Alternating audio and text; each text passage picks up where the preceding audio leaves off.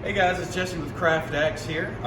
Just going to be going over a little intro like you can expect to see when you come up here and visit.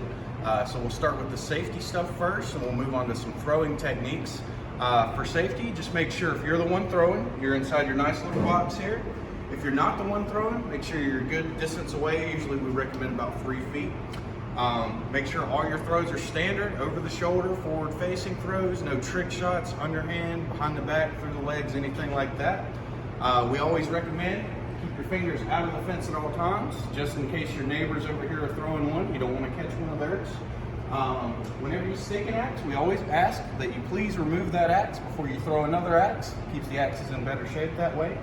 And whenever you're passing axes to and from each other, we have these nice little holsters here that'll hold on to your axe. We don't want you handing them directly off to each other, just for safety reasons.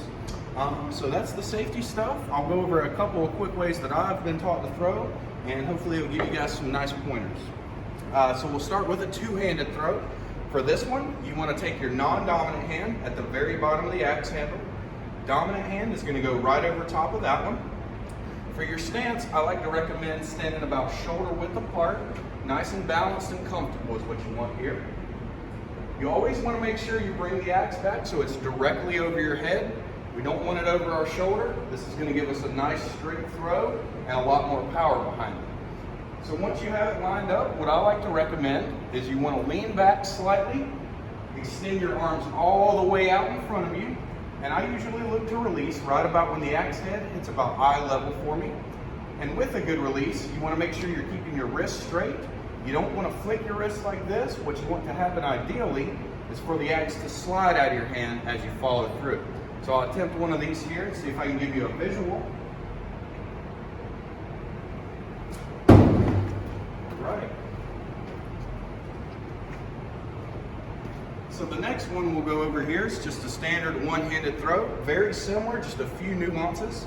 So you're going to take your dominant hand this time at the very bottom of the axe. What I like to do is line it up with this nice middle line that we have going down the lane here. And that's going to give me a straight shot to my bullseye.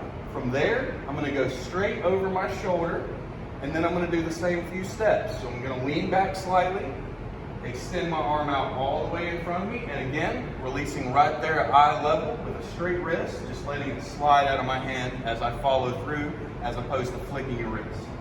So, we try a one-handed throw here. All right.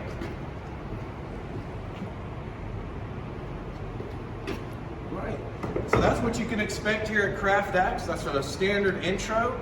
Kind of gives you all the information you need. We do have games available that we have on our nice little tablets here.